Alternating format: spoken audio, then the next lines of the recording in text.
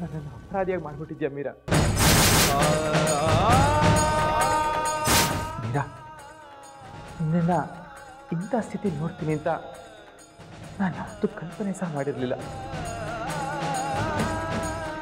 ಇಷ್ಟಕ್ಕೆಲ್ಲ ಕಾರಣ ನಾನೇ ಅನ್ನೋ ಪಾಪ ಪ್ರಜ್ಞೆ ನನ್ನ ತುಂಬ ಕಾಡ್ತಿದೆ.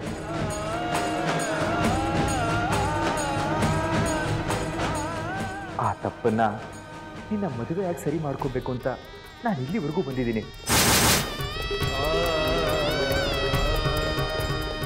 ಹೊರಗೆ ಬಂದ್ರ